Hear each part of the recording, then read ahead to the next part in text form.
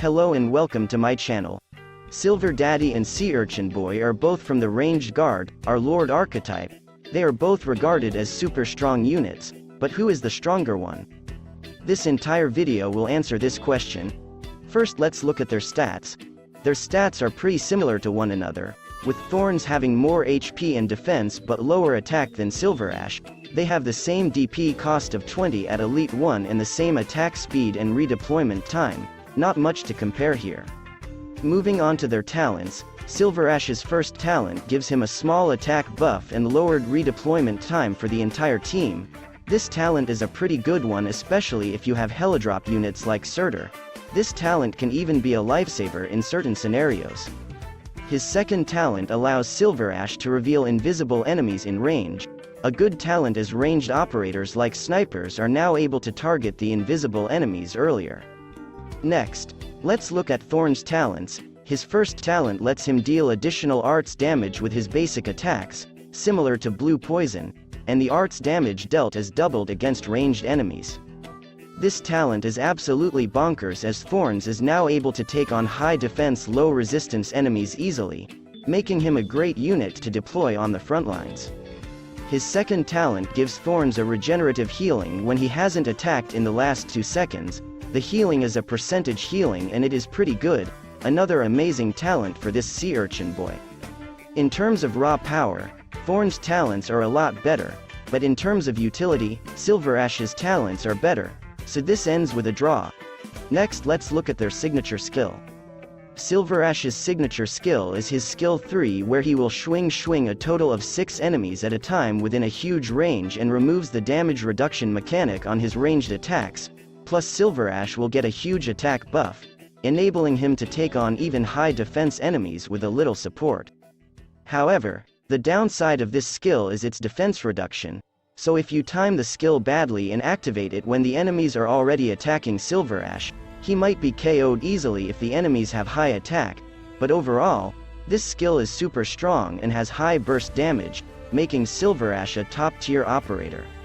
Moving on to Thorny Boy. His best in slot skill is his third skill, where it will expand his range, increase his attack speed and remove the damage reduction mechanic on his ranged attacks. Plus, this skill has unlimited duration after activating the skill for the second time. However, this skill is a 15 SP offensive recovery skill, which can take some time to charge up. Plus, it has unlimited duration only upon the second activation, which can be pretty annoying in scenarios where you need Thorn's skill to kill off waves of smaller mobs, only to see that his skill is only halfway charged. But overall, the attack speed buff matches well with his first talent, and the unlimited duration, expanded range and removal of the damage reduction is absolutely awesome, pushing Thorns all the way up to a top-tier operator. Now that their entire kit is explained, who is the better operator? The answer is, you can't compare them in the first place.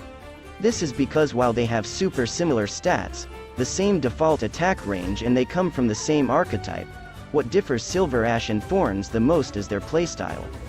SilverAsh is mainly used as a helidrop operator, where he is retreated immediately after his skill duration ends.